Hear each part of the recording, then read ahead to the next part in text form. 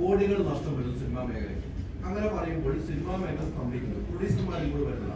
ഞങ്ങൾ സംഘടന ഭാവുകയാണ്, തൊഴിലാളി സംഘടന ഭാവുകയാണ്. ഇത്തരം ഒരു പ്രവണത ഈ നിർമ്മാതാക്കൾ എന്നും നഷ്ടക്കണക്കുകളല്ലാതെ ലാഭക്കണക്കുകൾ പറയുന്നില്ല.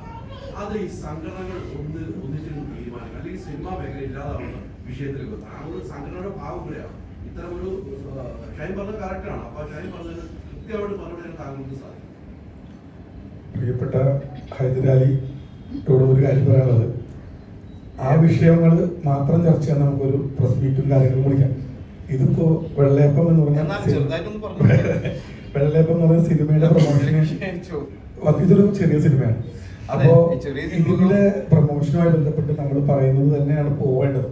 നമ്മൾ ഇത്തരം വിവാദ വിഷയങ്ങളിലേക്ക് പോകുമ്പോൾ നിങ്ങൾക്ക് എല്ലാവർക്കും അറിയാം. പിന്നെ ഇപ്പൊ ഞാനോ ഷൈനോ ഇവിടെ ആരെങ്കിലും പറയുന്ന ഏതെങ്കിലും ഒരു കോൺട്രവേഴ്സി ആയിരിക്കും ഈ പ്രസ് മീറ്റിന്റെ കണ്ടന്റ് ആയിട്ട് പോകുമ്പോൾ.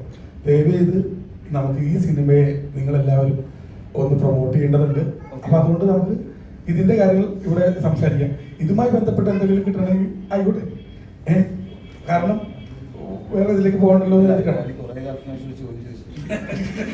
ഞാൻ അതാണ് പ്രിയപ്പെട്ട അദ്ദേഹത്തോടുള്ള ബഹുമാനവും അദ്ദേഹത്തിന്റെ ചോദ്യത്തിന്റെ പ്രാധാന്യവും ഒന്നും കുറച്ച് കാണുന്നില്ല. പക്ഷെ നമുക്ക് ഈ സിനിമയിലേക്ക് പറഞ്ഞാൽ സമയം പോരാ ചർച്ച ചെയ്യാം അല്ലേ?